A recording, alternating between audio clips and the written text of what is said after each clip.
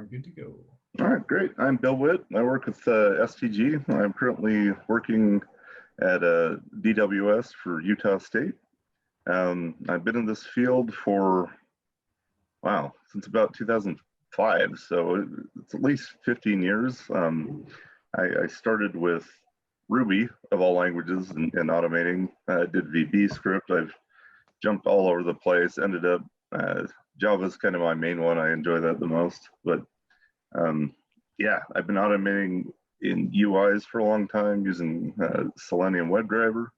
And yeah, I mean, you move beyond that to API testing and database testing. And yeah, it's really fun. It's really fun, this entire career, the things that you get to test, the languages you learn. So welcome to this training. It's good to have you guys. We're going to go through STG's certification for Java automation. This can be found on our meetup page if you'd like. You can contact anyone at QA at the point, and you can get more information on this and get the video if you'd like. So let's start out. Starting with this particular training, we're assuming that you've installed the IDE IntelliJ Community Edition. It's free and it's amazing. It does everything. You know, if you're working in a profession, say you're a plumber, you need a tool belt. You got to be, you know, you need tools to do any job. And this is probably one of the finest tools you can have for whether you're in software development or test automation. So highly recommended. So we'll start here. This is IntelliJ that you can see on the screen here. In the background, you see what we're going to be. This is the project that beforehand I've kind of put it all together just to make sure I can teach you guys the right way and have it ready. But we're going to start off with starting a new project, just so you can see how that even starts. So let me back up really quick. When you start IntelliJ the first time, you're going to be able to, you'll see an option where it asks you if you'd like to start a new project. In this case, I've already got it up. So if you want to start a new project, well, you already have your window open. You're already in a project. We're doing pretty much the same thing. We just go to File, go to New, and you just select Project. Now, for what we're doing in Java and a lot of automation tests, you're going to want to have, for the most part, we use Maven. Some people use Gradle, but I found Maven is probably one of the best things to use with your framework. Just a quick introduction, Maven allows you, when you need other software libraries. So in this case, we've just got a plain Java project. Plain Java doesn't know what Selenium WebDriver is. It doesn't know how to run a UI. So when you start with Maven, you can put in dependencies that will pull in everything that Selenium knows from your dependency and auto-load it in your project. So this saves you from having to start from scratch on any particular thing that you want to use in your Java project. So let's go through that step. So first thing we see here, we have new project, and you have different ways that you can start. We're going to start with Maven. You tend to have a bunch of stuff here. We're not going to talk about that right now. It's okay. Don't worry about it. So we'll go to next. The next screen gives you the title of your project. So we'll just call this QAP for QA at the point. Location, it auto fills this in for you in a directory under your username in Windows, under users and your username. We'll go ahead and finish that. I'm going to say new window because I don't want to move this one that I've already got here. Let me pull this into view. And so it starts here with what's called the POM file. Let me open up this directory here. So you've got a POM file, and this is what Maven uses to access those dependencies that we're talking about. So this is your typical Maven file. It's right here. It's pom.xml. And as we're starting here, what we want to do is we want to add these dependencies for WebDriver, so that we can automate a user interface, so we can automate a web page. The first thing you do, super easy, just say dependencies. auto-fills it for you. Within these two tags is where you'll put all your dependencies on software you want to import into your project. If you're following the guide, we have you'll see this. I think it's on page 4. We've got several different dependencies that we'll be pulling up here. I'm just going to copy and paste. If you guys would like to do this yourself, you can. Hopefully you guys have the file that has this in it. You want to put that in. You may need to update the. No, I guess I kept the same ones, so we have the same versions. In real life, let me open up a web page here. In real life, if you're looking for dependencies, this is what you're typically going to do. Super easy. You go into your Google and you say Maven repo. All right. So if you're not already given this dependency list, you come here, see this Maven repository. You come here. It's as easy as this. So we want Selenium. They go by HQ. So Selenium HQ. We hit that. And this is pretty much where you can get the dependencies that we've listed here in our manual. So we start Selenium Java. It's the first one that you want to grab. Looking at the screen here, you'll see this red. This means that this is, I think Hassan mentioned that there is a WebDriver, Selenium WebDriver 4. As you see, this is in red. This is an alpha. It's still in testing state. So I usually shy away from anything that's in testing just so you get the most stable build. In this case, we're using 3.141. You click that. They will, when you come here, they've got kind of this tag that shows you where you got it from. I usually unclick this because I don't want that. As soon as you click in here, it auto copies. And once you have that, you come in. We've already put this dependency in, but I'll just show you. You add it like that. That's simple. And so what we have here is we've got Selenium Java. We've got the Selenium server. We've got the access to Firefox driver, which will allow you to automate Firefox. And then we've got one for Chrome driver. We'll discuss TestNG in a moment here. So depending on your settings, sometimes it will auto import. Yeah, say it again. We do have to make sure that all of those are. Well, that's something. Yeah, and sometimes it depends. You want your Selenium Java gives you the libraries for Java. Selenium server helps you run the server. It kind of makes this mini environment where it's running your test code, and that just allows it to run that as like a mini server that opens and shuts down. It doesn't put anything permanent on your system. It just gives that ease of use. So yeah, this is kind of bare minimum stuff. There's other things that you can get, but yeah, this is all you need to just start out. Let me put just a space here because we're going to come back to TestNG. So that's what we start out with. Any other questions? Did that answer your question, Daniel? No, I was actually saying make sure you guys have all those wrapped within the dependencies thing. I didn't do that, so I was just making sure others. Oh, okay. Sorry. Okay. Being over verbose here. Okay, great. All right, so there we go. We've got that.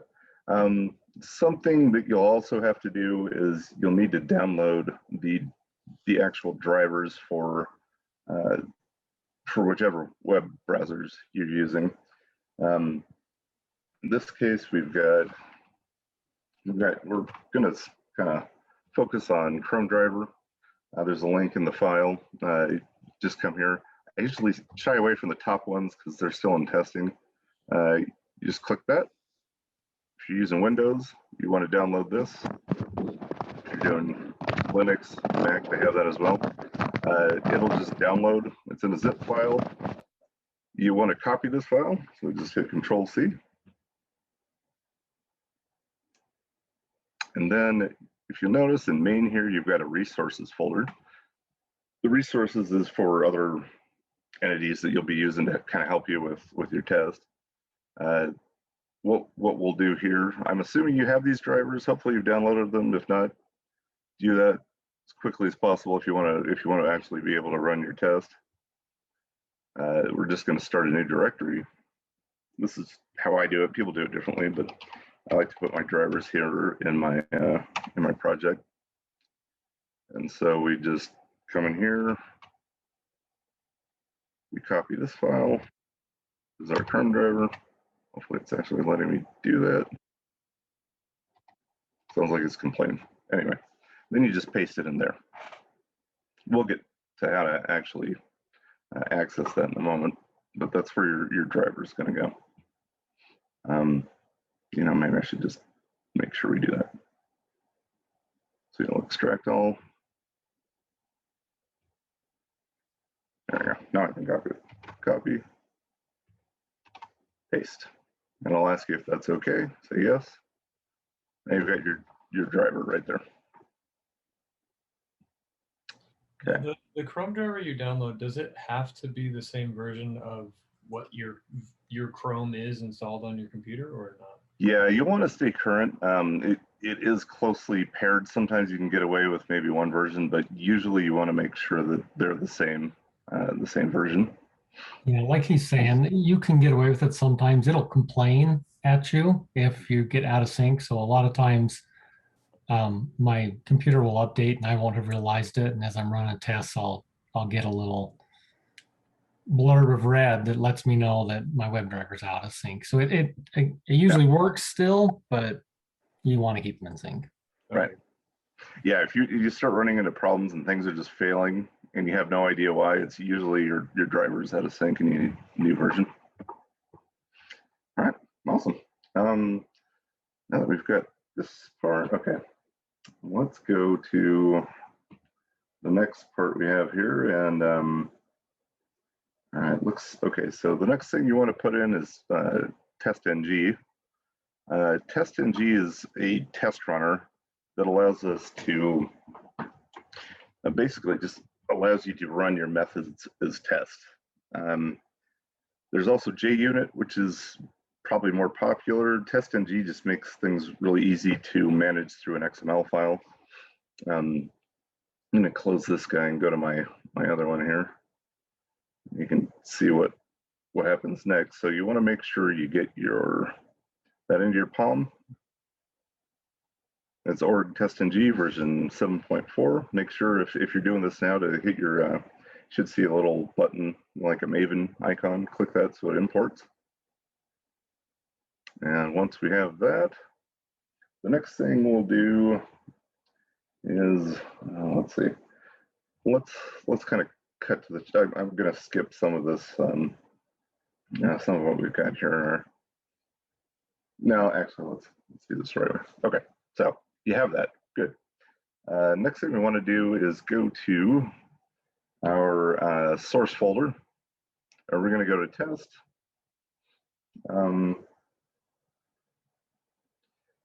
So you'll find in your source, you're going to have a main, you're going to have a test. In this case, we're going to use test. I don't always use test, but this is something we'll cover later. We're going to keep it simple.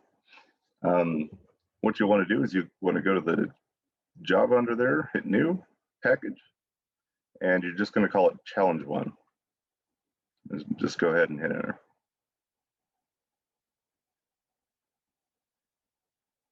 All right, and once you have that in, you're going to right click on the package you just made. You're going to hit new, you're going to go Java class, and we're going to call that challenge 1 as well, but you want to use a capital C. This is nomenclature in Java. Java requires that class names have capital letters.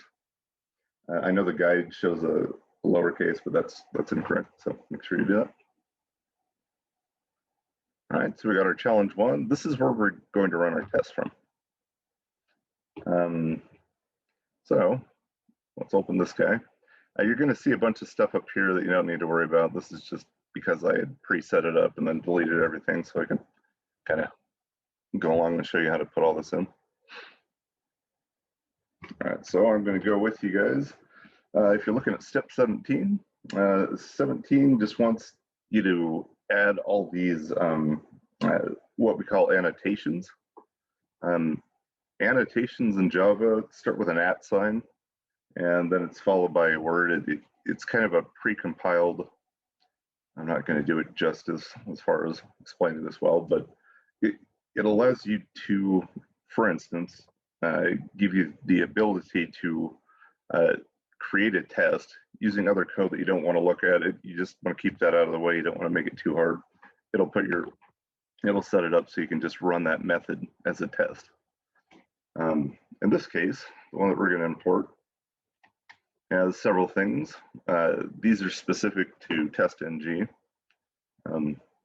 Tell me if I need to slow down too, if I'm going too fast. What we have here is before suite, after suite, before class, after class, before method, after method.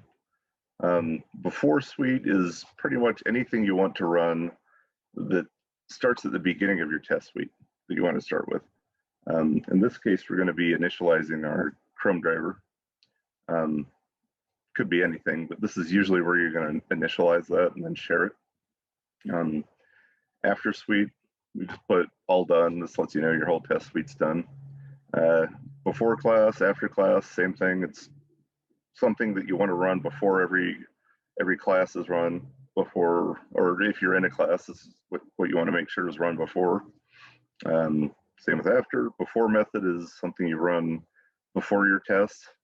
So if something needs to be set up, like say you want to navigate to a page, you put that in there. If every test you have navigates to Google, you don't want to keep putting that down.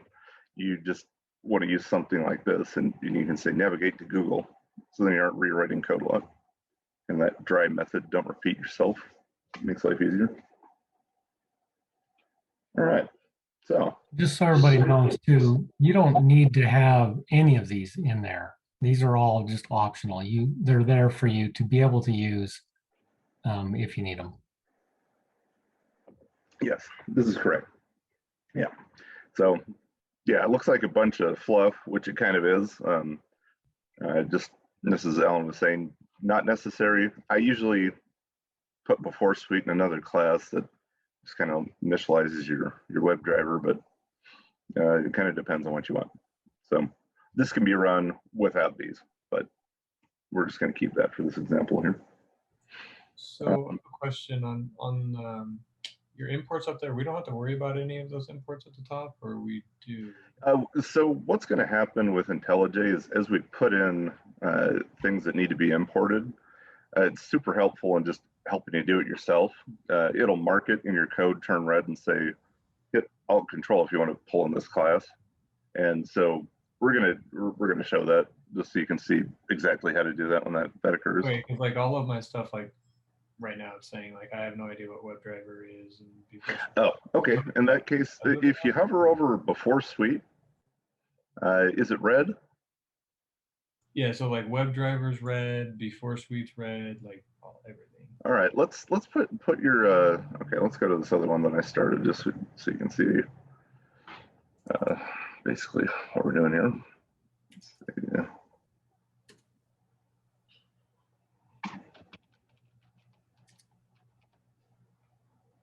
So do we want that in the source or the test directory?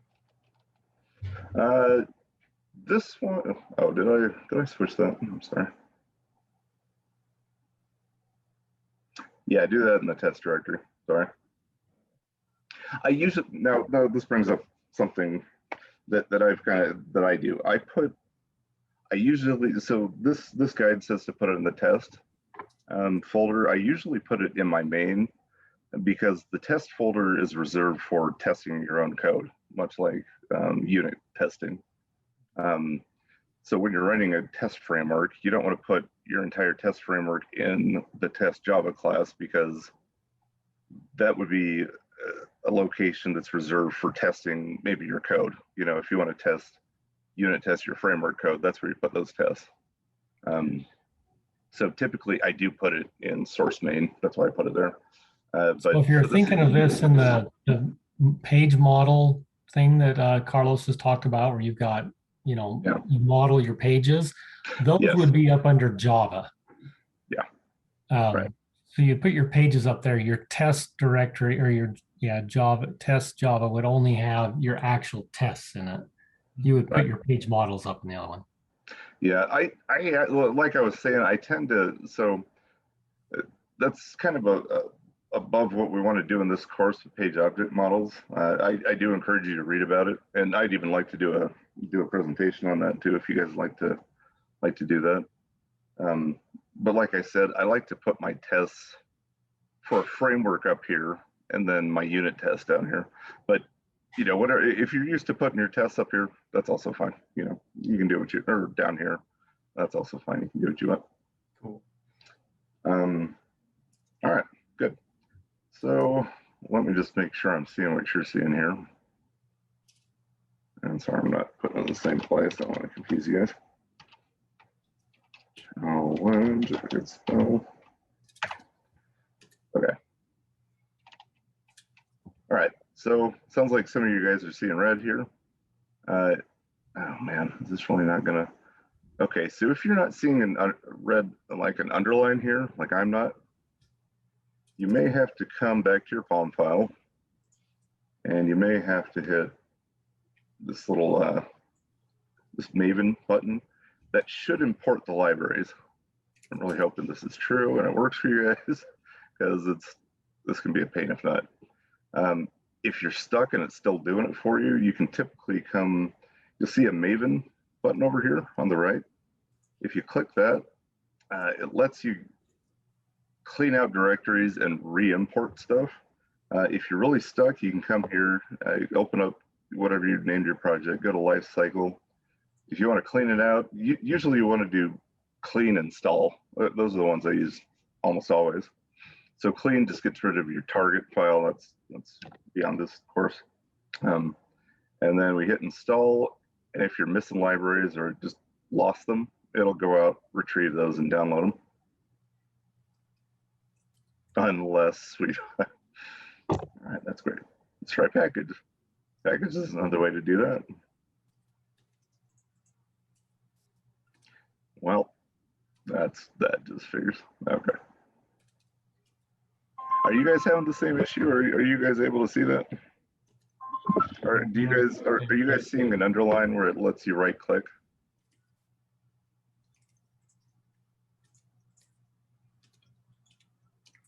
I mean, I guess when I click on it, yeah, I get an underline, and then it's saying. Okay. Yeah. Oh, good. Okay, so if you're seeing that, I don't know what oh, okay. There we go. Usually it gives you an underline. Apparently it's not here. When you click on this, IntelliJ IDEA is always giving you ideas, these little light bulbs.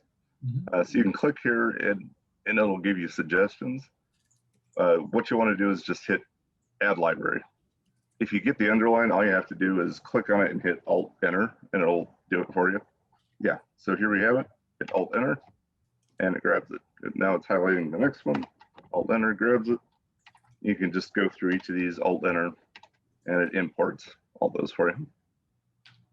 So let me know if that fixes your issue. Hopefully it should.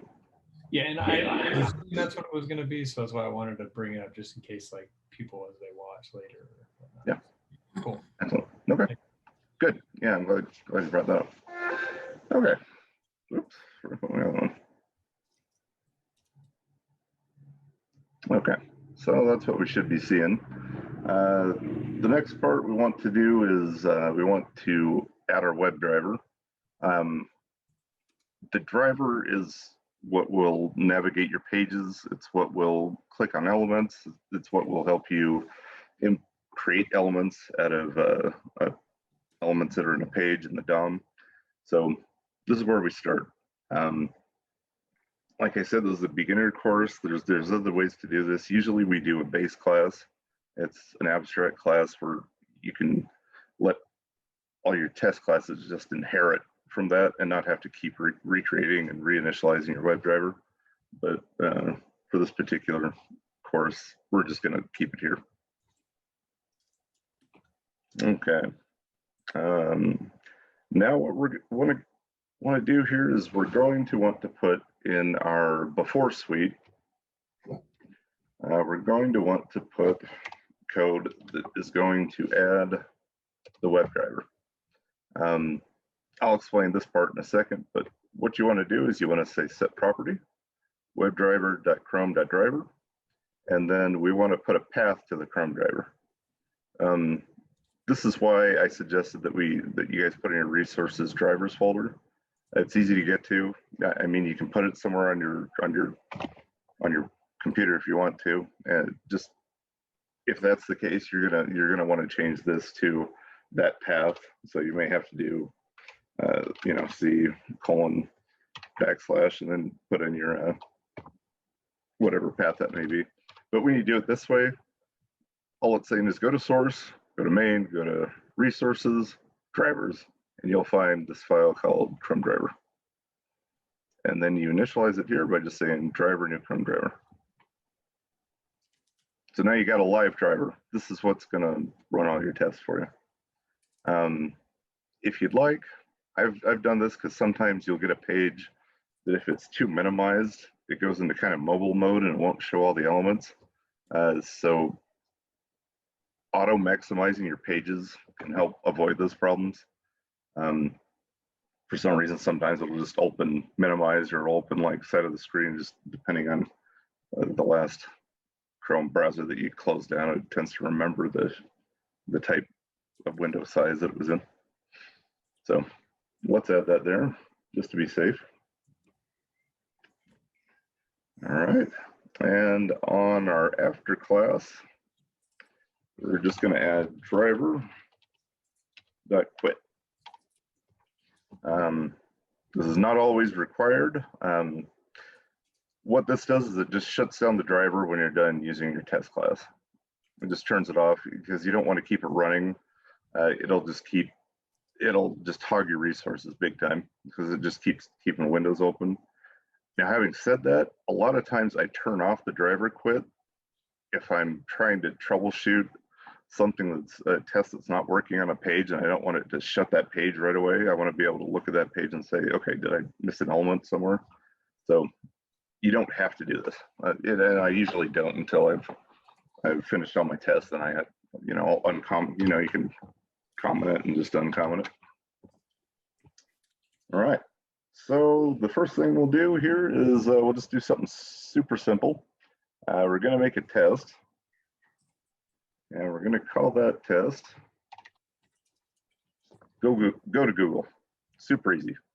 This is just going to let us open up a Google web page. Now, like I said, driver quit is what you usually want to do. I'm going to comment that out so you guys can see the end result of a test that's run, so you can see where we end up without it just turning on and flashing off, within a second. So you'll notice you have a test. If that turns red, you're going to do the same thing. If you have an underline, you just hit Alt Enter and it'll import that TestNG library for test. This annotation is cool because in Java, for a class or a method to run, you have to use your main method.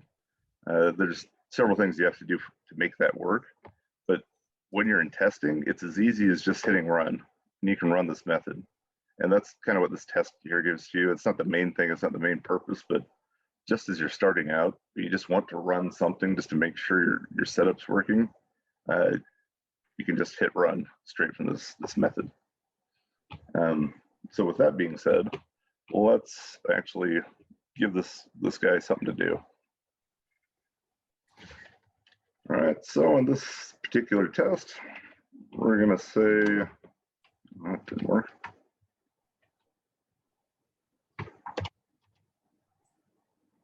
Oh, excuse me.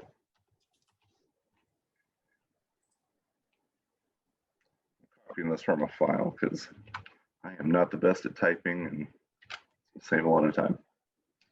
All right, so what we're gonna do is do driver get. This will open a web page. Get's fine to use. Some people just like to do driver navigate to, and then you put in the same address. Either one works the same way. If you're trying to make it more clear, you can do that. All right, so all we want to do is open Google. So like I just said, you can right click and just see this work right now. Just right click and hit run, go to Google. It's going to initialize your driver. You're going to see down here, it'll kind of tell you what it's doing, and then it'll open up your page, maximized it, and here we are, for Google. That worked for everyone if you're following along. That's the quickest way just to. Awesome. Is that working okay for you, or are you having a? Yeah, it's just that magazine. It doesn't know who's this. This app is not verified, so I have to go into my system preferences to the security. So if people have that on Mac, just go in there and say, "Hey, it's okay." Yeah, yeah. Firewalls are fun. All right, perfect. So that's your first test. We just open up Google. All right, so all right, that's our first one. Let's do another one. This one's super simple. We just made sure that it opened. Let's do our next one here, and just make sure I'm giving you the right info here. Yeah, cool. Okay. So our next one is going to be as simple as well, but what we're going to do is we're going to make it just a little bit more interesting. We're going to open up yet again Google, but this time what we want to do is we want to verify that the title that we saw is what we're expecting, that it should be Google. So let's go ahead and put that in there.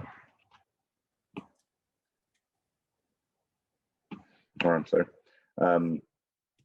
Now this is going to be an actual test, and the reason I say that is because real tests are trying to assert something is either true, false, something compares together. It's actually something that you're expecting to see versus something that you're not expecting to see, in which case it'll fail. So we're using an assert. So type assert. It may turn red. In that case, you want to do the alt enter or import library, and that'll come from TestNG. Then we're going to say assert equals, and what's going to happen is we're going to go and get the title and verify that is Google. Now to back up for 1 second, we already done our TestNG. We haven't. Okay, good. All right. So if you have that set, this test here is going to depend on the next test. If you wanted this just to run on its own, you'd probably want to put this driver get, but in this case, first we go to Google, second we want to assert that the title there says Google. So we're just going to right click on our class here, challenge 1, and you hit run. This way it'll run all the tests instead of just one method. Okay, so we should see Google pop up. Okay, 2 tests pass. It just basically checked that this right here says Google. And that's what we got. All done, we passed. Okay, so those are 2 really easy tests there. What we'll do now is, let's see, let me make sure I'm giving the right info here. I think I passed it, sorry. Okay, good. So next what we're going to do is we're going to explain the whole TestNG thing. I've already created this file.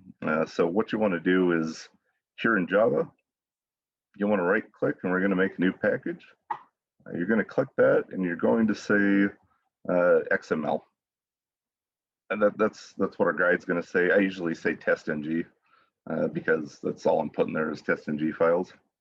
But just to stick to this challenge that we have here, we're going to do that. Within there, you're going to say, you're going to go to XML, right click, and you're going to say new, and just file. All you're going to do is say TestNG.xml, and then hit enter. I've already got it, so I'm not going to do that. And then you should have your file here. You open that up, and you need to add the information that your library, your TestNG library, is going to recognize. So this is what you're going to want to put. We're naming our test suite here This doesn't have to relate to anything. You can call it whatever you want. So we're just going to call it certification. Test is challenge 1. That doesn't matter either. You can call it whatever you'd like. And then we're going to say, out of these classes that we have here, we want to run a particular class, which in this case happens to be our test class. So here you have to put in the right thing. You should notice that it kind of gives you a hint as you start to type it in, because it can see that your package that you have here is challenge 1. You hit dot, and it should also give you a hint and say just select challenge 1. So with that, you've got your TestNG file that will allow you to run test from here. If you've got that, you can try it. Just right click. It's going to do the same thing as when we clicked our class, but now you're running from this TestNG file. Run that just to show you what it does, and then I'll explain why that's really cool. There we go. XPATH, same thing.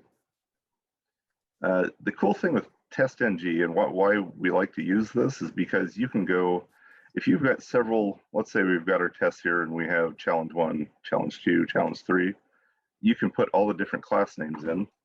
So if we had another class name, again, we could do challenge, let's pretend this said 2, and then you say challenge 2, not the case here because we don't have another challenge here. Then it gives you that class, and then you can run it.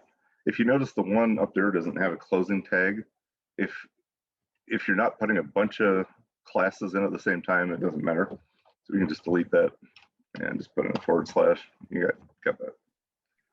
Another cool thing about this is the reason why you might want that extra tag is because you can say within your class, if you don't want to run your whole test class, you can say, I just want to run these tests, which it sees as methods. So you could say out of this test class, I just want to run the method that includes, we go here, and this is the test we want to run. Now, if we do this now, it's not going to work. Let's do this one because it depends on this guy. Let's come here. Let's say I want you to run that guy. And then we can run this, and it's just going to run that particular one.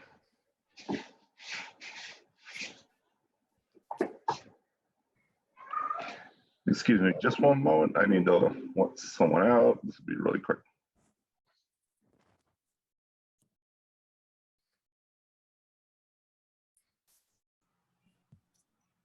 So Bill or Alan, I guess at that moment, that's just so that if you, oh, he's already back. That's fine. Sorry, Cat was trying to go out. Yeah, did you have a question or?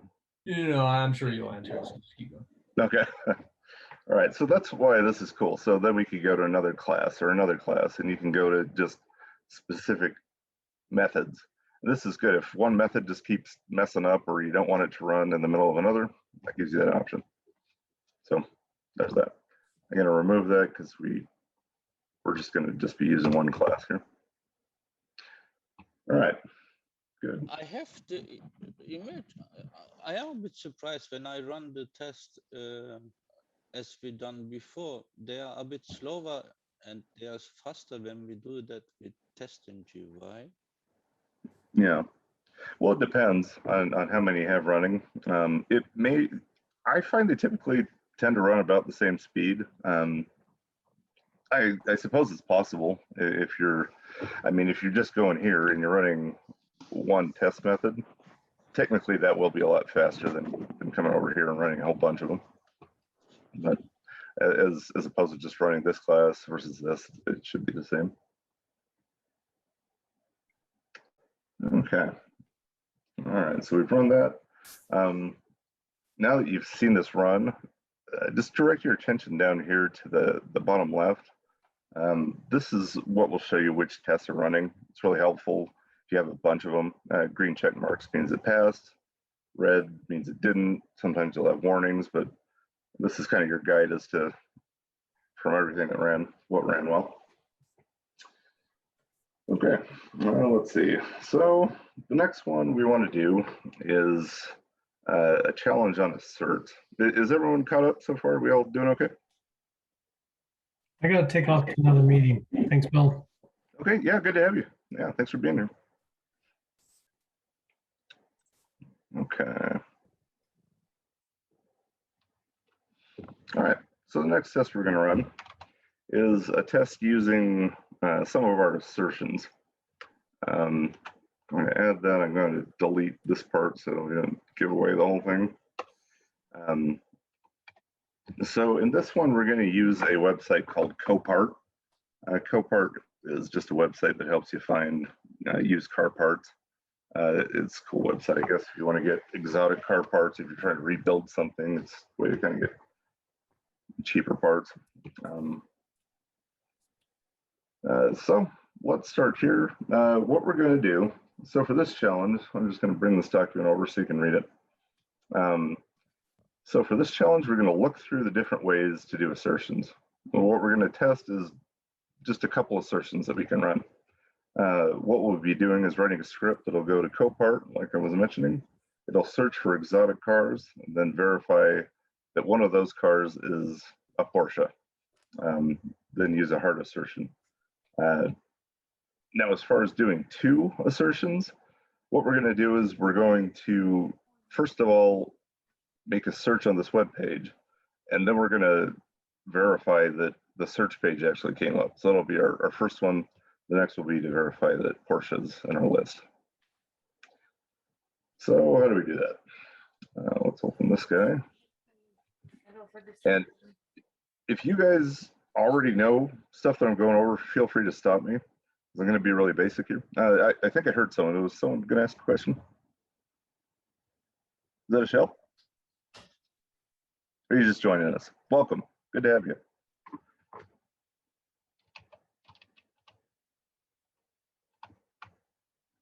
Oops.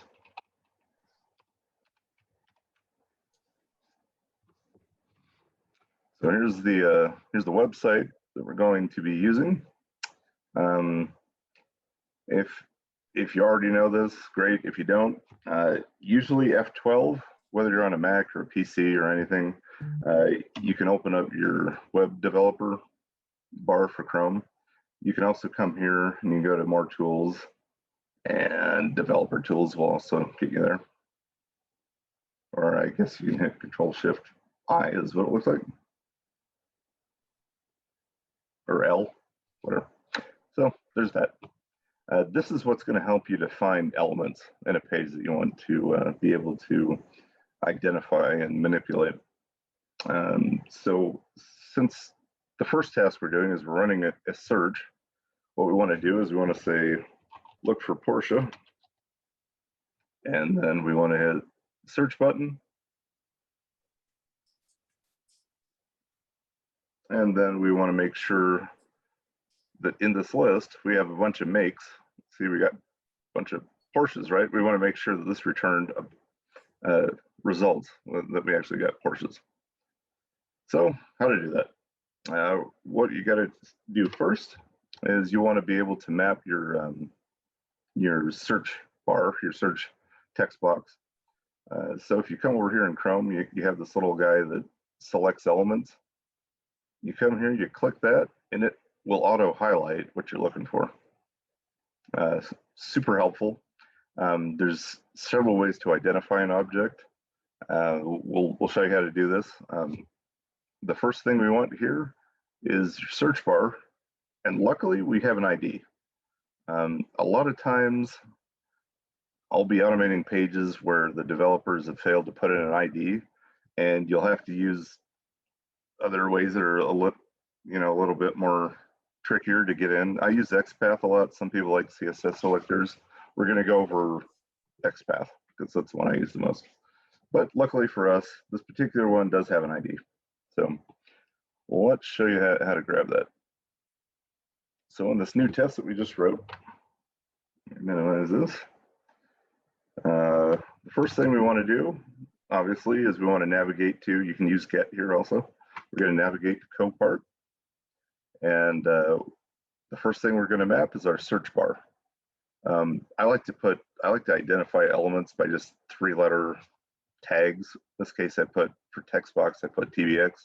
This helps me to keep track of what's what. And like we saw, we can search. So what you'll put down is you're going to put down driver dot find elements. Usually gives you that option right away, so it's pretty easy. You just select that, and then by. So we're finding the element by an ID, and our ID was input search. We add that, and now it is mapped that particular element, and we can click it. We can send keys to it because now that's mapped. It knows what that is. So let's do that. Oh, before that, there's something else we need. So we can put in that info, but then we have to actually search. So we're going to need that as well. So if we go here and hit find element, search, we've got this guy here. It's a button. It gives us several pieces of information here, but you may notice, you'll see this a lot, there's no ID. Really helps for if our developers add IDs to elements, but a lot of cases you'll find that they haven't. So we're going to use XPATH on this, and I'll show you how to do that. And so in here, we see that there is something specific that's not really common to other things. And we have this data uname, and it's got a pretty specific name. Now with XPATH, it can be kind of tricky if you're going back and forth between your code trying to find an XPATH, and it fails. Sometimes it fails, sometimes it works. You can avoid a ton of problems and a ton of wasted time by going into this window and hitting Control F for find. And this will allow you to look for XPATH text strings. Now for homework, please go out and look into XPATH. It's really not a difficult, I guess you could call it a language. It really isn't very difficult to learn. It can get tricky if you're trying to traverse, up and down and find a parent and stuff, but for the most part, it's really not too difficult. So what we're going to do here is, I'll just show you for XPATH. If you put 2 slashes, that resolves half your problems. That what it says is, anywhere in this document, I want you to find this particular element, instead of having to go, this is the body, next after the body, this is the table row, and it lets you skip a bunch of stuff that would give you an enormously high XPATH string. Let me show you an example of that. So if we right-click search, just so you can kind of see this, let's see, oh, I'm sorry. So we're right here, we can right-click in our web developer, and we can say copy, and we want copy XPATH.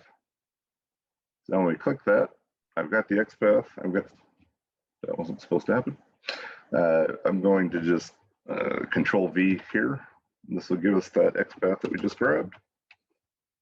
And this one's not too bad, it's pretty small. Sometimes when you're really down in here, it's going to be just a huge string.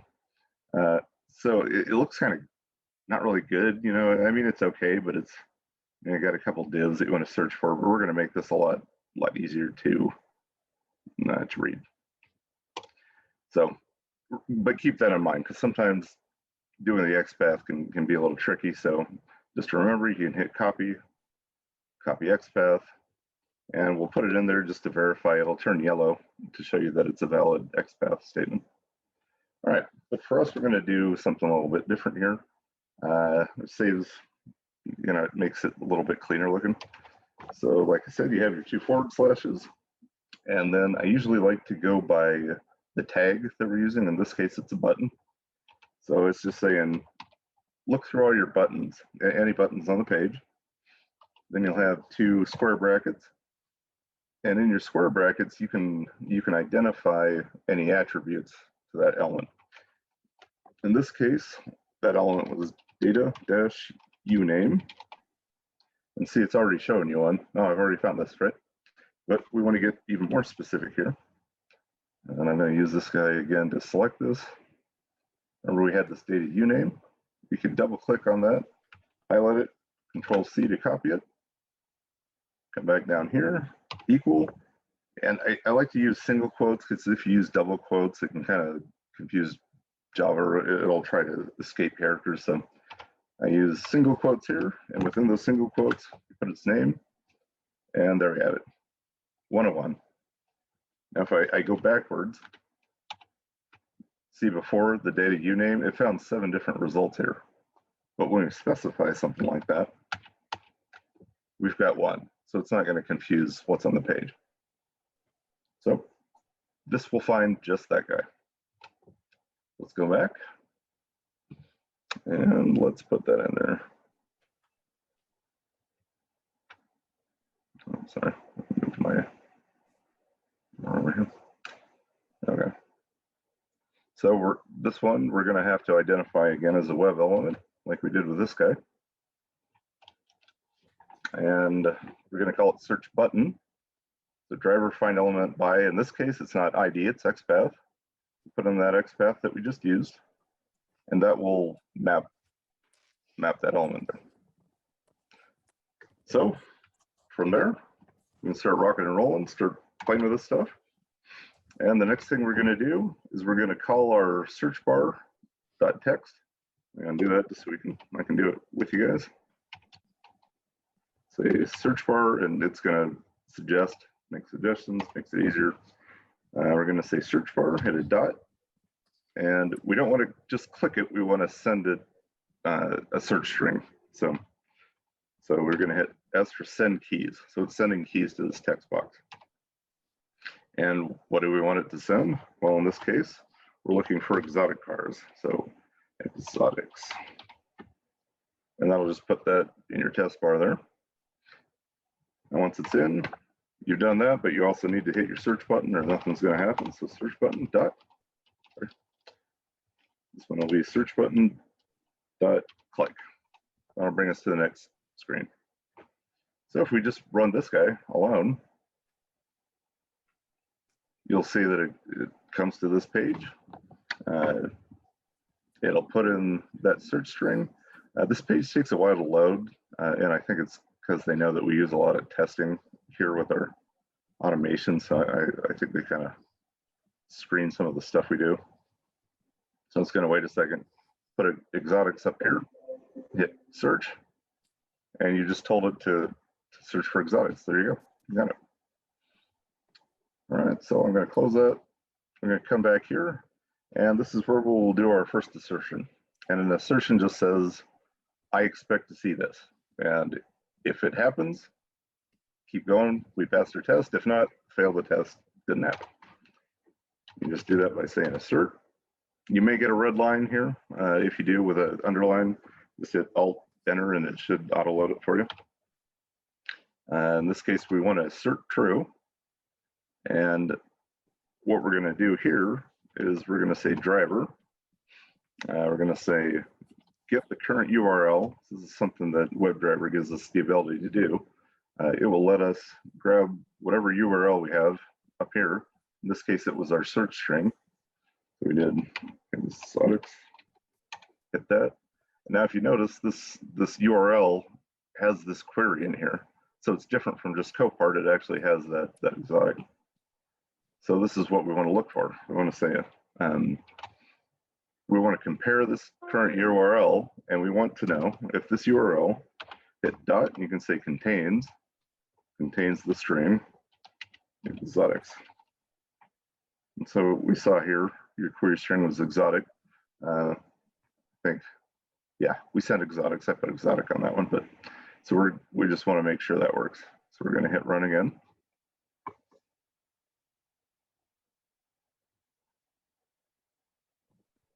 Let this run. It puts in the search term. Yeah, it'll hit search, or it's ready to do so. Hopefully sooner than later. Okay, and our test just passed. What it did is it looked here and it tried to see, did we have our search term? And it did. So passed. And you can see the check is green. All right, not too super exciting, but that's what we just did. Now, the next part of this challenge is to search for any portions that show up in our exotic search, or our search of exotic cars. Sorry. All right. I'm going to add some code that is, I'll go over later. A lot of times when using WebDriver, you can miss elements because it's such a fast driver that you'll miss elements, or they'll be loading while you're trying to find something. And I'll say, nope, don't see it. Then half a millisecond later, it's there, and you're like, well, it's sitting right there. Why didn't it see it? There's different ways to use asserts. There's a different way to use sleeps. Sleep.thread is one, but it's always recommended you don't do that. I don't know. Well, I mean, I know why, but it works when you're in a pinch. I'm not going to support that because it's frowned upon. In this case, what we're going to do to make sure we have everything on the page that we're looking for is I'm going to do a web element, and it's going to say the last table. I'm waiting for the last element in the table to show up. When I was doing this earlier, if I just wanted to get a list of all these guys, it would fail because it would only find one because the whole page hadn't loaded. So we're getting 20 entries here. So we're just saying in our code, I want to wait for an ID with server-side data table. And from that, I want to be able to see, I want to make sure that the 20th object shows up. Now this is going to remain gray. It's going to look like we aren't doing anything, but whenever a web element is assigned, it's actually doing something. Even though we're not going to use it, it goes out and finds us and makes an assignment.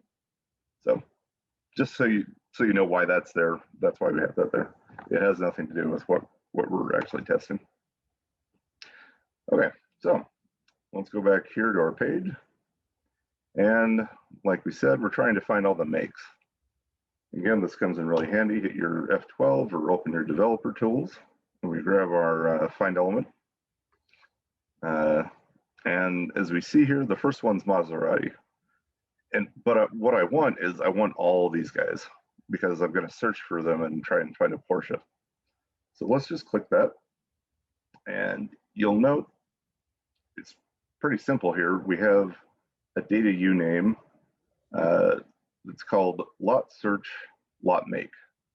And this is generic because it's going to grab, instead of just grab one of these guys, it's looking for everything that's a make in this table. So we're just going to steal that code right there. So I am just going to put this list here. Let me grab that. Okay, we'll come back here. We'll open up our code. And this time you'll notice that it's a list. And when you put this in, it's going to complain and tell you to make sure you know what you're doing. Again, you'll want to click on list, hit Alt Enter, and that'll import that library. Why are we using a list? Well, the reason we use a list is because we aren't getting just one element, but we're getting a bunch of them. If we really wanted to, we could do map one element here for row 1, row 2, row 3. That's going to take you a bunch of time, and it's not necessary. So instead, this is a list or an array, and it puts every single make that it finds and puts it into just a readable list. It's a little bit different. When you assign that, you're going to have elements because you have more than one. So driver.elements by XPATH, and as you saw over here, it was a span that had the data uname, lot search, lot make, like you see right here. So again, we're doing a // if you want to verify it, hit Control F, and //. We want to span. In that span, and you identify your attributes with an @ attribute data uname, and that data uname, sorry, I'm going to cheat here, is lot search, lot make.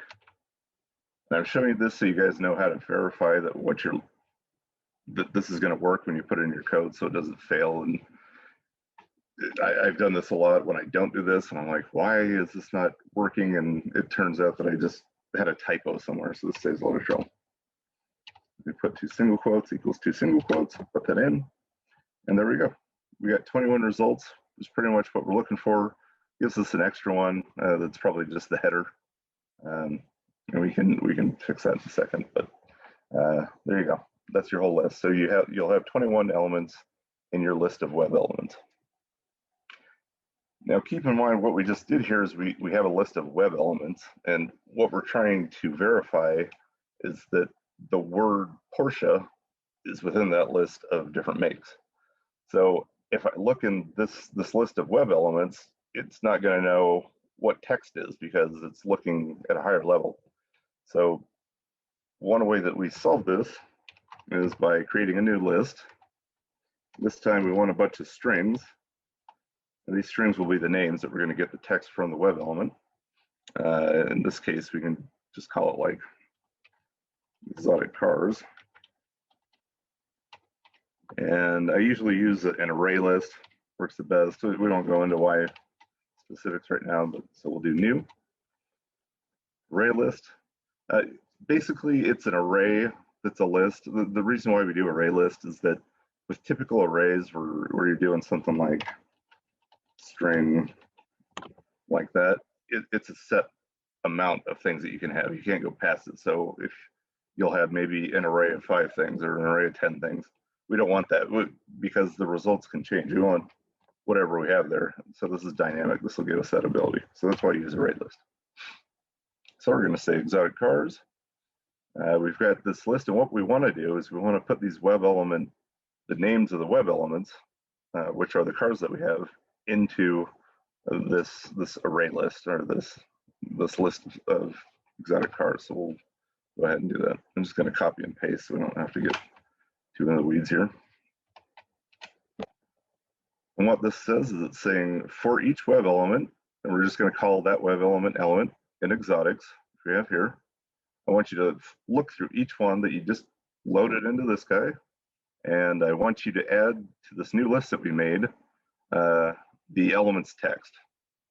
Okay, so just saying add elements text. So what that'll do essentially is it's going to take this list of these guys, which is really just web element objects, and it's going to say what's the text for this object. So Maserati, Aston Martin, eventually to Porsche. It's going to put all those in that list. Okay. Now why do that? Because we want to make sure that what we're doing our assertion on, which is our challenge, was we want to verify that some of these exotics have Porsches in it. So here's your second assert. I'm going to hit assert. We're going to say we want to assert that it's true that this list of names, which we call it exotic cars, contains within it the word, and we have to use uppercase here because that's what the list has. I'm going to say Porsche. So let's run that and let's see what happens. And right click this. Again, you could be using TestNG run from that, but just for these purposes, it's easier just to run per method instead of waiting for all our test runs. Welcome, David. Just saw you there. Good to have you. All right, so here we go. Runs that. And it's going to do our search. And it takes about 10 seconds for this to load because I'm trying to avoid bots. So it says 1 failed. Well, that's weird because it shouldn't fail, but let's make sure I have that right. Web elements, exotics, exotic cars, add element, get text. Not sure when that failed. It should not have. Oh, it's waiting for that guy. We're going to run this again. This is just a loophole we're using to make sure it gets the entire table. If this fails again, we've got another trick that is frowned upon, but for intents and purposes here, I may just use a thread sleep. Quickest thing to do when we're, we've got about 35 minutes here. All right, so that's still failing on us. So what I'm going to do is, instead of using this guy, I'm going to comment that out. Again, this is terrible for a teacher to use because it's really frowned upon, but I'm going to sleep our thread. I'm just going to do it for 200 milliseconds. It's 2 seconds. I'm going to run it again. That ensures that it gives us 2 seconds to make sure, yeah, everything's been loaded in.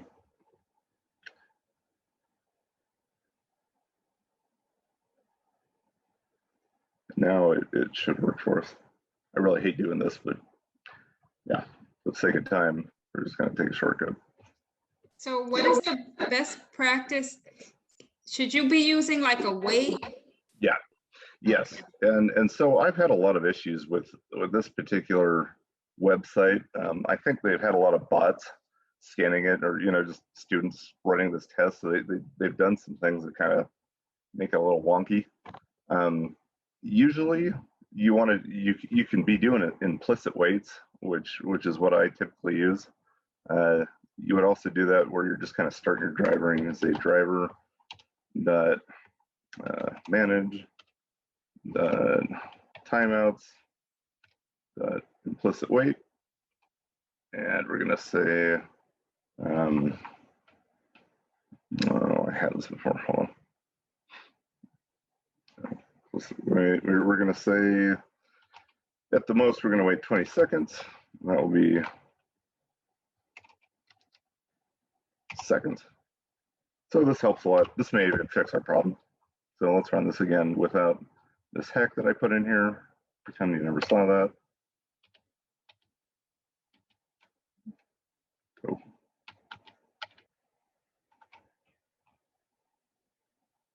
So let's kill this guy. We're gonna let this guy live again. So yeah, you usually want to use waits. If you're coming in late, this is just waiting for our whole table of 20 to load. Let's run this again.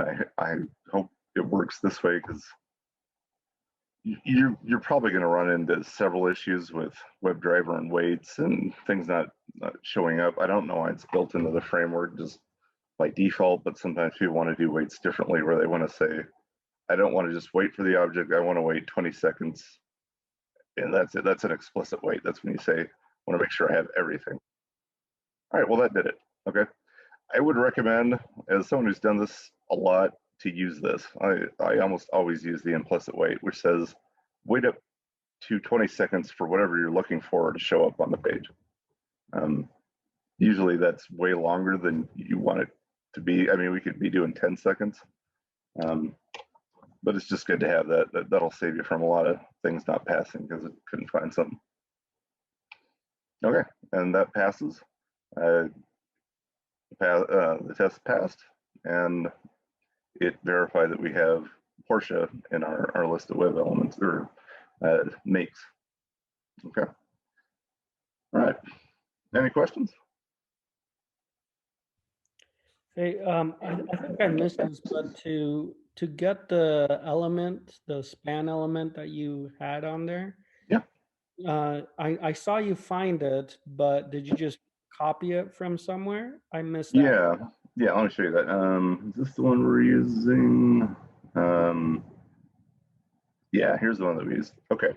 So the basic, if you just want me to go over how to find these things, a / will bypass having to write every single element in succession to where you want to find an element. It's like a shortcut for saying, I want to find something on this page that has a span. And for this particular guy, shoot,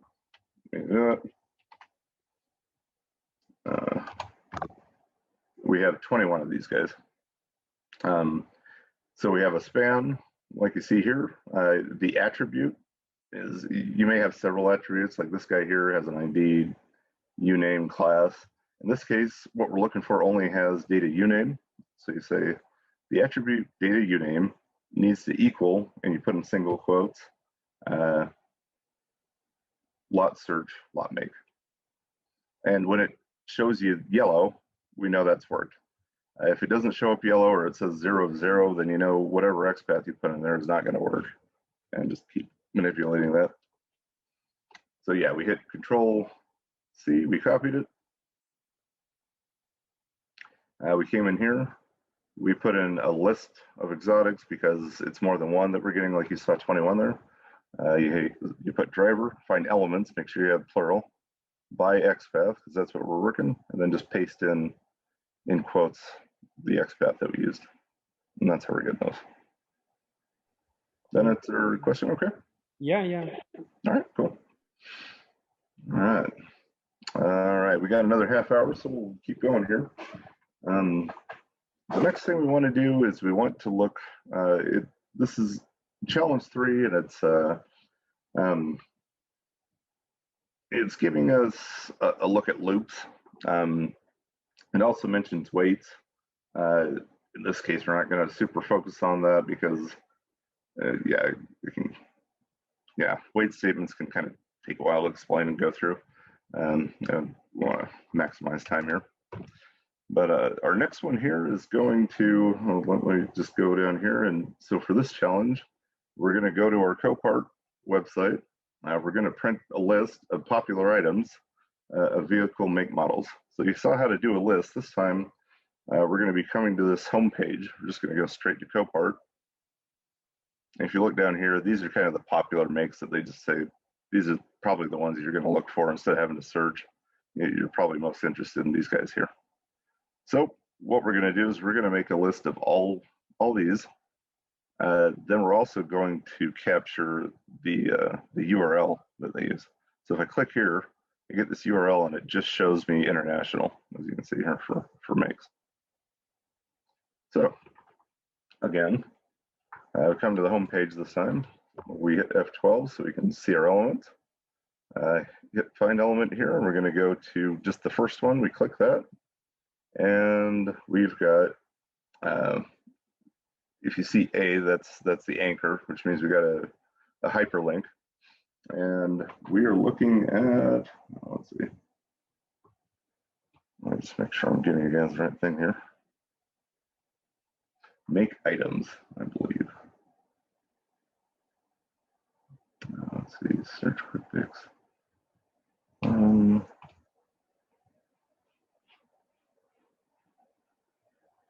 So this to be a class. Oh, here we go. I'm sorry. So here we go. So we got span, make items. If you see this kind of covers everything that we have here. So we're going to use the span, and then we're going to give it the class, and then we're going to give it the anchor. Actually, we want all the anchors, so we're just going to do all anchors. So if you want to see this live here, let's see. Let's copy paste in what I have here. Go here, and span classes make items like we have here, and then we use our double slash because we want to say any of this label afterward. We want all those. In this case, it's A for anchor, and if you see, we got 47, which covers all these makes. All right. So we're going to do a whole new test here, and let's go ahead and add this whole. Add this from my previous stuff here. Okay. So you're going to want to first put in driver navigate to. We're going to Copart again. You want another list because you're going to have more than one of your web elements. And we're going to go driver find elements by XPATH, and that's the XPATH that we just used. Again, kind of like up here, we're looking for, instead of looking for the text of each of these makes, Acura or whatever, what we're looking for this time are both the name and the URL. So how do we do that? We're going to make, this time we're making a map. So with an array or a list, it just gives you a list of one thing. In this case, you're getting a list of keys and values.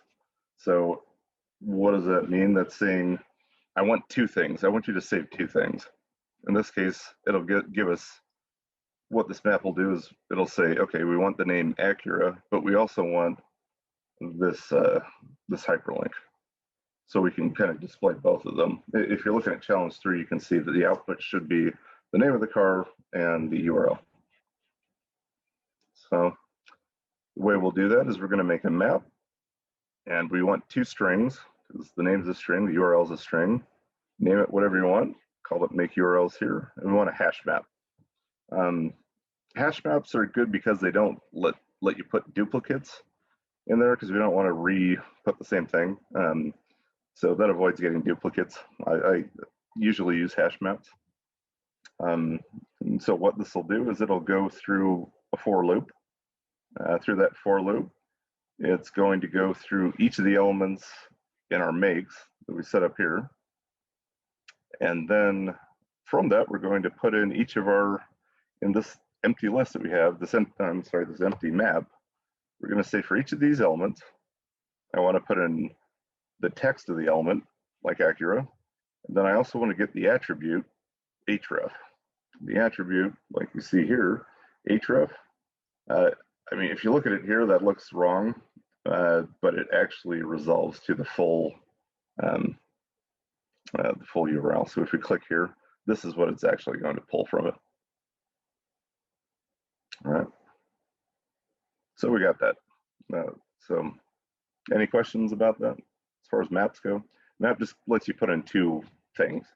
They go by key and value, which basically says if you're asking for the key Acura, what is its URL? And then it gives you the URL. Or if I want the key Ford, what's that URL? And it'll give you that URL. All right. Next, we want to display all that. So a little bit differently from using a list. For maps, you have to use a different nomenclature here.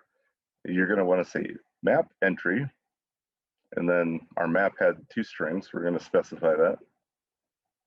Then we're just going to give it a variable m, and what we say is the name of this map that we just filled up, dot entry set. So it'll give us all the entries there. And so for each of those entries, while it goes through there, we're using system out println and or print line. And what it will do is it'll print the key, which is the name, and then it will give us the value, which is the URL. All right, so I'm going to click that and run it.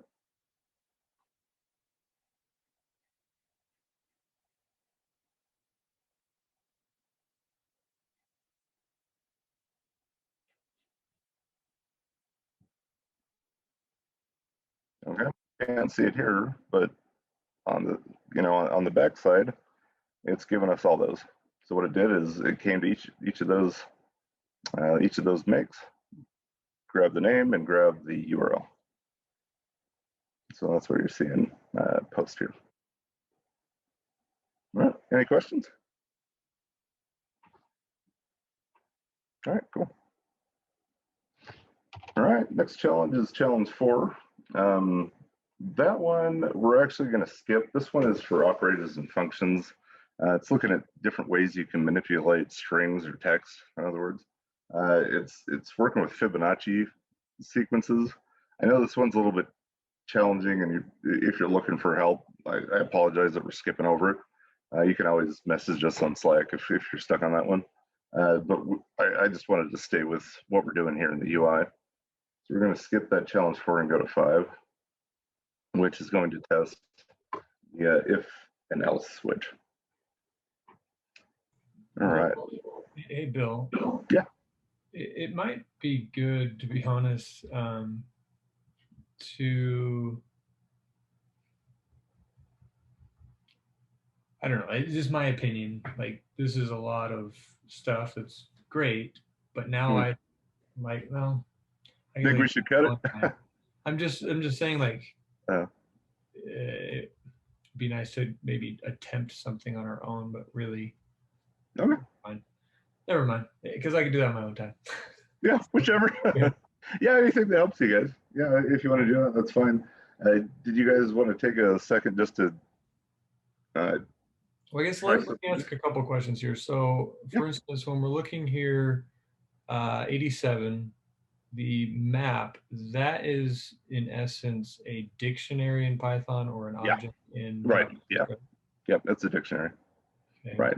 So it's a collection of keys and values. So yeah, pretty much the same thing.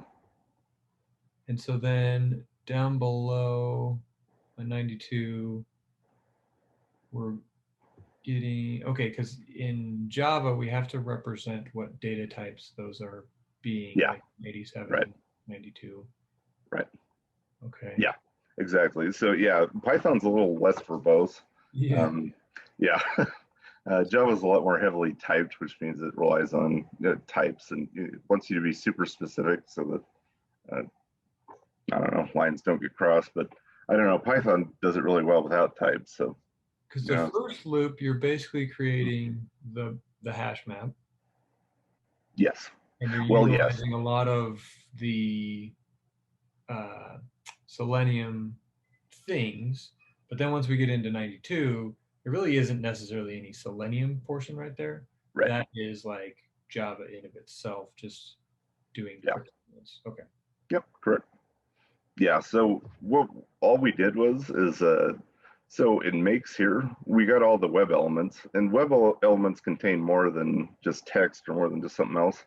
Your web elements will contain everything that's contained with, like when we open up our dev panel here, and if we select one of these guys, it'll contain all these attributes. So you can specify each thing that's contained here in this web element, and so that's why, yeah, and so that's why we have that. I don't know if that's something you're wondering also, but Yeah. so then it goes through each of those, and it says from this element, I need to pull a couple things. First thing I want to do is pull the text, and when I do that, and I also want to pull the attribute href, which is your URL, and it puts it in. So if you're using a dictionary, it will put as the first row in your dictionary the name and the URL. In this case, it's a map, which is pretty much the same thing. And so once we do that, that allows us to specify different parts of the map. So here you can, if I hit a dot, you can get the value, you can get key, you can do different things on it. In this case, we just want to get the key, which is the name, and then print the value, which is the URL. And we got those by assigning those here, because it's going through a for loop and it's putting each of those one after another. Okay.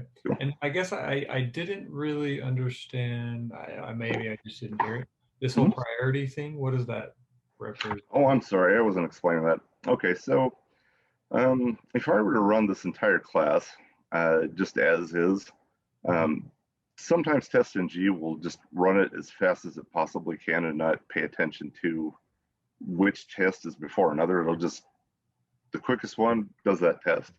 When you use something like priority, it ensures that you're running these tests in order. So actually, I'm kind of cheating here. We would actually want our very first test to have priority 1. Our next test, we'd want priority 2. And then we'd have 3, then we'd have 4. So had I not done that, and if I just ran this class, it might have tried to run this guy and then run that guy and then run this guy, but that just gives you an order. Okay. Another thing you can do that's pretty cool is you can say, like we can do here, we can say depends on, that's another pretty cool one, depends on methods. And in this one, the method that we can depend on is the one preceding it. So you can say that, and it won't do anything until this guy runs. Oh, okay. So there's a couple of different ways you can do that. Also, in your TestNG file, if you're running from there, I think one of the, for your suite, another parameter you could give is preserve order, and just make that true. I don't know that that works all the time. I think it does, but that's another way that you can keep your test ordered. So that's basically all that's doing. So if we go back to challenge1.java, yeah, and go to the first 2 tests before we went into all this stuff. Yeah. So I found it kind of interesting that when you're running this, the driver is staying consistent. The driver is never really being closed, and so therefore in the second test, we were having access to that driver. So it's not ever a new driver instance, I guess. Yeah. I thought that the driver was getting closed up on, it was in after class. Oh, right. Yeah. And it's right. And usually you want to do that. So this would, as soon as we ran all these, it would close it. And that's what you're supposed to do. The reason I not doing that is because, and it doesn't really matter because I haven't been doing this, but sometimes I want to verify that wherever this test lands, the last thing it did, I want to verify that it actually went there, or I might want to look at another element or something. So it just keeps these open. But again, it's not good practice because, as you might see down here, you can end up with tons of these little tests that you have open, and with Chrome, it eats up tons of memory. So it's really not good practice. So given what we just talked about, let's uncomment that. And we can run this whole thing from TestNG with our preserve order. And hopefully I didn't mess anything up. This should go through every single test. And then once it's all done, it should shut this window down. Okay, because now that makes sense, because in what we've created is a class called challenge one. And then we said, hey, before the suite, so before suite is going to be like our before we do any of our tests or anything, I'm assuming is what that's doing, right? Yeah, right. And then this after class, that is just when all of the tests are done. Yep. And if I wanted to close out like the browser in between tests, I guess it would be after method. Yeah, and let's look at that. So yeah, that's exactly right. So again, test would fail, right? Yeah, and yeah, sometimes there are reasons for doing that. Sometimes you want to do that because you don't whatever test you finished on doesn't depend on the next one. Well, apparently that doesn't work. Well, it should though. That going to Google, but then it failed on verifying. Yeah, and that's probably because we're just starting this here in before suite. Oh, and then it never starts back up again. Yeah, I bet if we put that maybe before method here, I don't know. I might be doing this wrong. It seems, I think that sounds right. But this might resolve our problem because that way you're opening your driver before class, after class, and so it knows after it's closed it to make a new one. It looks like that's what it's doing now. So it's just doing this really fast. But for each test it does, now it's opening a window. It's doing whatever it's doing, then closing it. Which can be good. If you don't want to depend on wherever you left off to do your next test and you want to go to a whole new website or page, that using it that way is probably a good way to go to. Okay, that makes me understand those a little bit more. Good. Okay, good. Anyone else have any questions that I can clarify? I don't want to completely trailblaze and leave everyone behind here. Yeah, so probably how we have it originally set up where the before suite, we have the setup of the driver and whatnot, and then after class, yeah. Yeah, okay. Yeah. So that's basically what we're doing there. So then what happened here though is like our file is called challenge one, right? Yeah. But yet we've kind of implemented some of the other challenges within here. Yeah. Yeah, you're exactly right. Let's just probably read challenges. Yeah, so like we would have done, what we could have done is like build another class called challenge 2. Yep. And that would have been like the verified list exotics, and we would have created that whole entire after method, all that other stuff. Okay. Yeah, and that's a good. Actually, let's say for our what is this? This is our challenge. What was the last one we did? I think it was 4. Okay, so let's say we want to do that. So we do Java class. Let's just call it challenge 4. Okay, and you're going to want to make sure you have specific things. Like again, we're going to need this driver here, and we're going to need to set up another driver because, well, this is before suite. I don't know if we ran this one first and then the second one. Well, if you wanted to do that, we could just say, let's run another class. Say next class we want to run. And this is what's cool about us at TestNG is you can specify things like this. And this time we want 4 to run. Now I'm assuming this won't fail because we've set up our driver for an entire suite. So it should stay alive until everything run on this XML is completed. Had I set that up for the class, then we need to set that up in the next class files class in the before class method. So I think it'll probably just do all those. Well, yeah, it's okay. So it's actually going to run challenge 4 because I left that in the other class, but it'll do this and it should run yet again. And it may be dying. Oh, no, I did them. Okay. I don't know why I didn't run challenge 4. That was specified. I don't think you have anything in there. Like you created a file, but we didn't do anything with it. Oh, that's what I did. Yep. Sorry. Okay. So we didn't just what was that? That'd probably make it work. But anyway, so yeah, that's right. Okay. What else?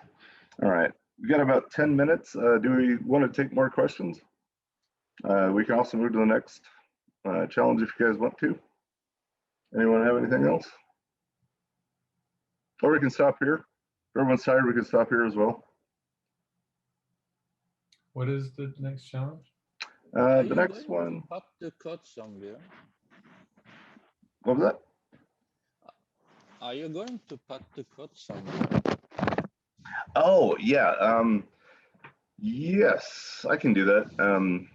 Yeah, let me find a place to stick this. I'll find a repo. Then I'll just put this in the, I'll just put this in our, do you guys have access to our Slack channel? Could you please also kindly share the Slack channel so I can check that?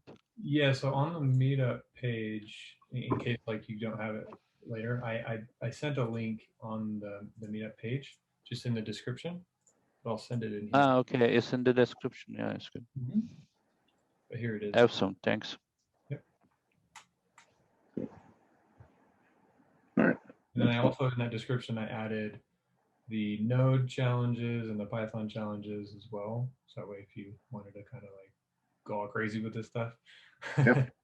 Yeah, yeah. If you're more familiar with those, JavaScript or Python, yeah, that's a good way to go too. Or if you want to learn either of those, that's what they're there for. But yeah, it looks like challenge 5 is using if else's. So I guess yeah, it would be good to potentially see that. Okay, let's see how far we get. We have about 9 minutes left, but you know, let's see what we can accomplish here. Yep. All right, let's. Okay, I'm going to paste this whole thing in here, but I'm going to remove some stuff. So, because there's 2 parts to this guy, and we don't want to make this too confusing. So, we will start our next test here. I'm going to remove some of this. We'll remove part 2.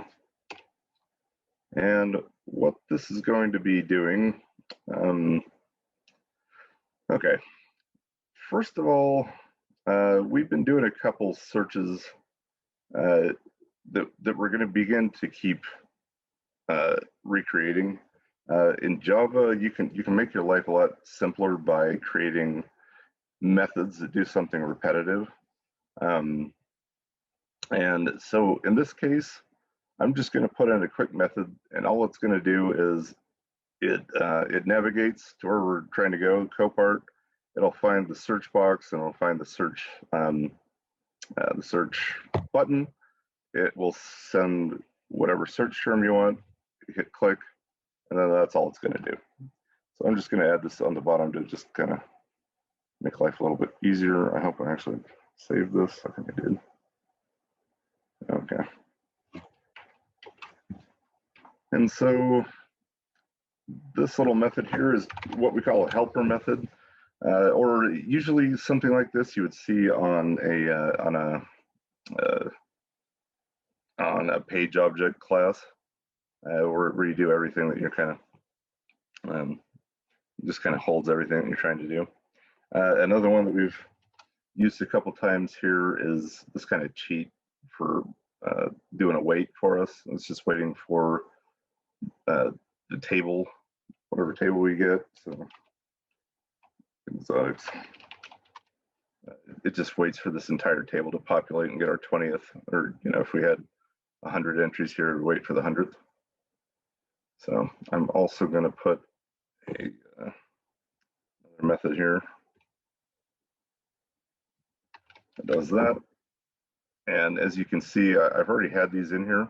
And what it just does is, instead of putting extra code in here to do the search, all it does is it sends the name of, you know, whatever search term you want, catches it here in this parameter, and then it will do that search. So instead of having to write, you know, create your web elements over and over again, it'll do that. Anyway, I don't want to take too much time, but that's what's going on.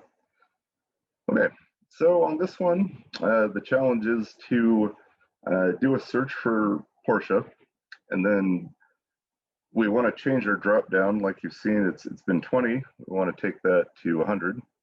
We want it to do that. And then we want to count how many different models of Porsche there are. So in this case, we're actually going to search for Porsche.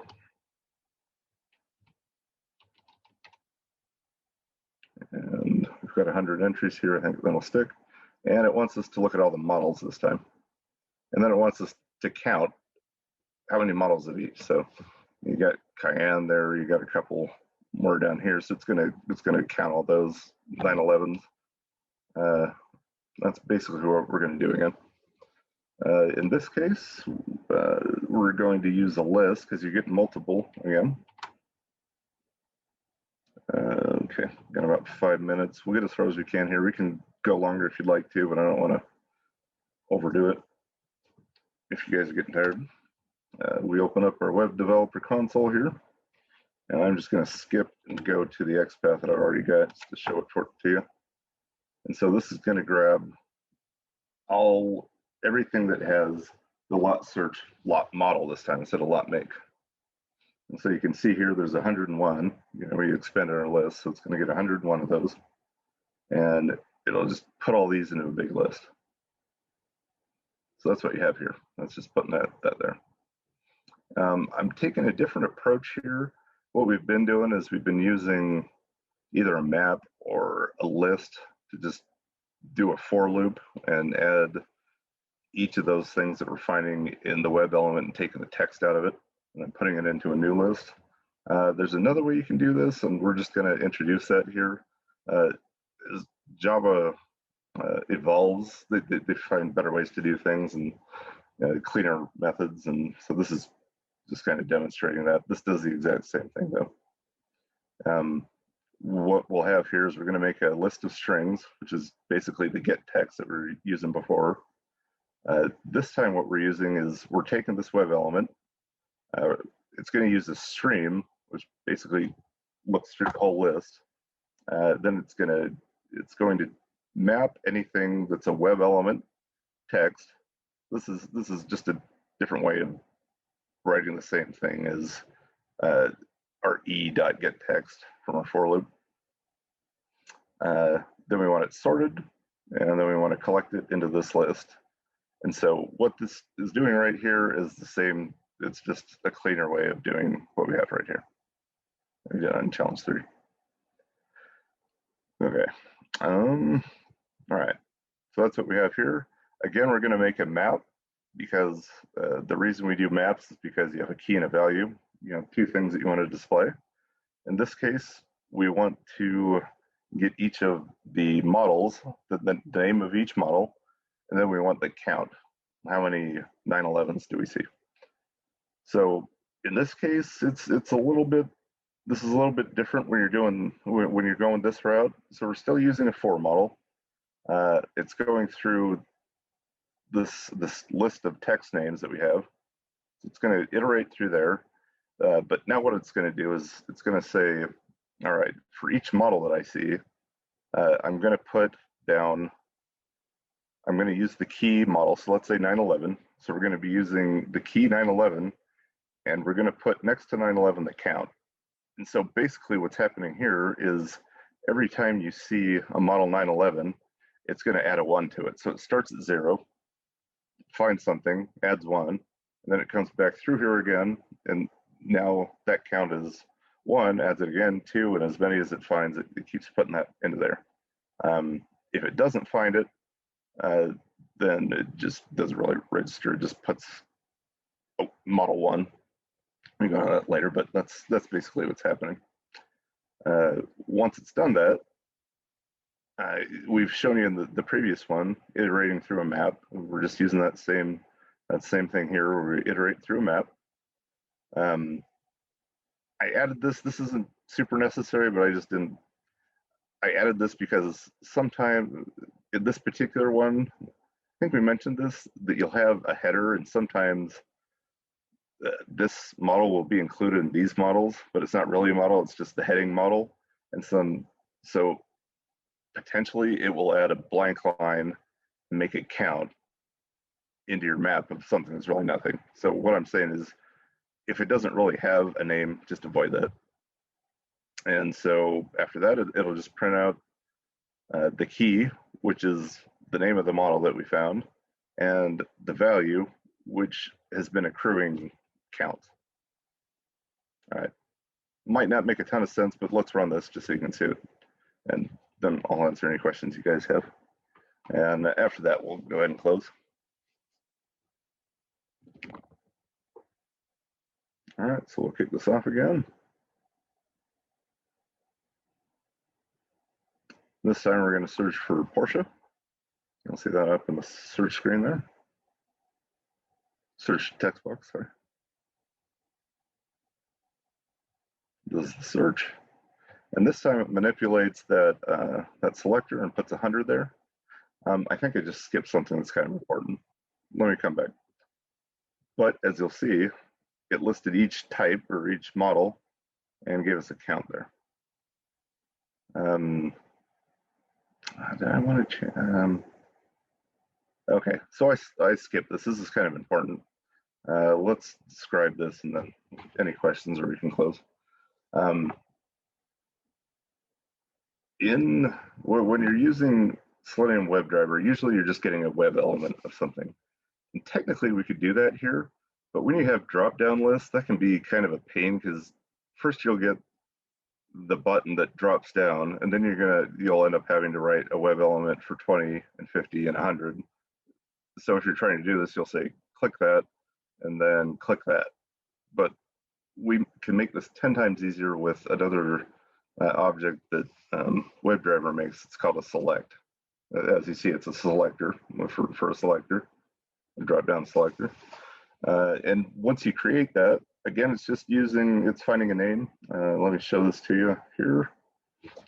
Open this up. Your searcher. We'll come to this guy, just highlight that. And as you'll notice, the label is select. This only works for drop-down selectors that have been labeled a select. Sometimes you won't have that, and then so this won't work, and you'll have to do web element. In this case, it is named select. And what that does for you, which is pretty cool, is it gives you a little bit more ability to just select something straight up. So we've made the selector. It's saying from the selector, I want you to select by value one of your options that says 100. That's one thing you can do. You can also say select by index or by value, deselect by index. If you're selecting by index, it's something where you're just saying, here I have three things here. Index starts with 0, so you have 0, 1, and 2. And if I wanted to just say, let's do 50, right? But I don't want to say, get the value that is 50, I'd say, get index 1, because again, it starts with a 0. So it'll get whichever index is 1. And it will click that. So that's what you guys saw. Good little thing that's good to know. You know, as you're going through WebDriver and you're creating elements, because you're going to come in and you'll come across plenty of drop-down lists, and that's one of the easier ways to deal with it. So that's the first part. There's a second part to this, but we've run out of time here. We'll go ahead and skip that one. Unless someone wants to stick around and do more, I'm fine with doing that. But we have hit time. Any questions from anyone? Any clarifications we can do? Or well, Bill, this was super awesome, man. I appreciate everything you did there. Yeah, thank you. Yeah, my pleasure. And this will be good because it'll give us some time to kind of work through these on our own now, right? You've given us a nice touch of like how to do Java, right? Mm-hmm.